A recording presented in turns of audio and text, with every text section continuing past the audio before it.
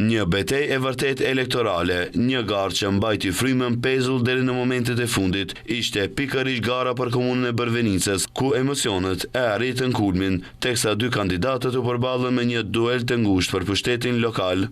Jovica Ilievski, kandidati VMRO-DPMNS dhe Hashim Ramadani, kandidati koalicionit Vlen, zhvilluan një garë që tërhoqi vëmendjen e opinionit. Pas numërimit të votave, Ilievski arriti të siguroj fitoren vetëm me 150 vota diferencë, ndërsa ky rezultat për Ramadanin është i papranueshëm. Ai ka kërkuar takim të menjëhershëm me përfaqësuesin ndërkombëtar në lidhje me procesin zgjedhor në këtë komunë, pasi sipas tij ka pasur parregullsi të shumta në procesin zgjedhor në komunën e Bërvenicës. Të nderuar përfaqësues të OSBE-s, ODIHR-s, Ambasadës së Shteteve të Bashkuara të Amerikës dhe të gjitha organizatave ndërkombëtare që monitorojnë dhe mbështesin proceset zgjedhore.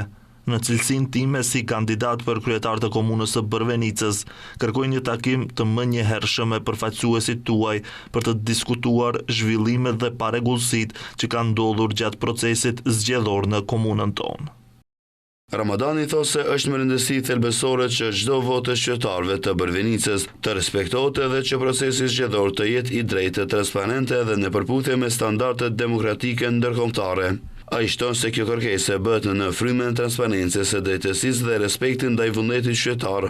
Ai tha se gjatë ditëve në vazhdim do t'i publikojë, siç i quan ai, të gjitha pazaret e pista me argumente dhe të vërtetën e hidhur të kryetarëve të partive shqiptare.